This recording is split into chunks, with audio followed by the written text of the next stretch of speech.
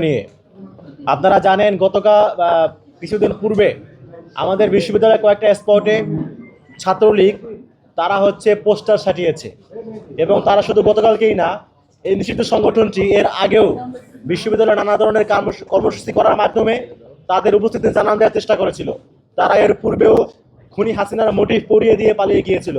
তারা এর পূর্বেও আমাদের শ্যাডোতে ব্যানার টানিয়েছিল। তারা এর পূর্বেও আমাদের বিশ্ববিদ্যালয়ে কয়েকটা গুরুত্বপূর্ণ গেইটে তালা লাগিয়েছিল। এই সমস্ত জায়গাগুলোতে আমরা মনে করছি এই সমস্ত বিষয়গুলো পেছনে অবশ্যই আমাদের বিশ্ববিদ্যালয় প্রশাসনের সুস্পষ্ট গাফলতি রয়েছে।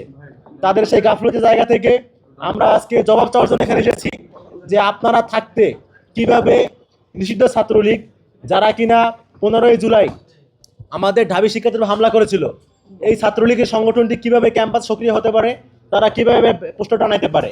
তো আমরা মনে করছি এর পেছনে অবশ্যই প্রশাসনের গাফলতি রয়েছে এবং যে সমস্ত জায়গায় পোস্টার টানানো হয়েছে সেই সব জায়গায় যারা দায়িত্বরত দারোয়ান তাদেরকে তাদের পিছনে বায়োডাটা, তাদের নিয়োগ সবগুলো আমরা যাচাই করে দাবি জানিয়েছি।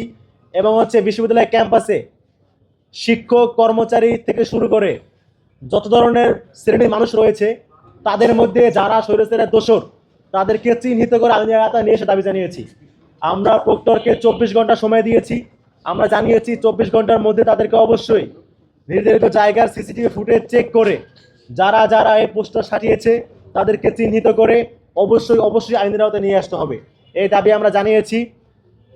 এবং আপনাদের মাধ্যমে ছাত্রলীগের কুলাঙ্গারদেরকে আমরা বার্তা দিতে চাই, তোরা কান খুলে শুনে রাখ, রাতের অন্ধকারে চোরের মতো এসে ক্যাম্পাসে পোস্টার টানিয়ে নিয়ে চলে যাও। যদি ধরতে পারি কোনো সময় কুত্তার মতো পিটাবো, একদম পায়ের গোড়ালি থেকে শুরু করে মাথা তালু পর্যন্ত পিটাবো। বিসমিল্লাহ বলে শুরু করবো, সদাকরুল আজিম বলে শেষ করবো পিটানো। তোদের সাথে কোনো আপোষ নাই। তোরা 15ই জুলাই আমার শিক্ষার্থী রক্তে জড়াইছিস, তোরা 2000 মানুষকে খুন করছিস। যারা এত বড় একটা গণহত্যা সংগঠিত করার পরেও যাদের মধ্যে কোনো ধরনের অনুশোচনা নাই তাদেরকে আমরা মানুষই মনে করি না। এরা পশুর চেয়েও নিকৃষ্ট। যারা পশুর চেয়ে নিকৃষ্ট তাদের সাথে আমরা সেই ধরনের ব্যবহারই করবো যেটা তারা ডিজার্ভ করে।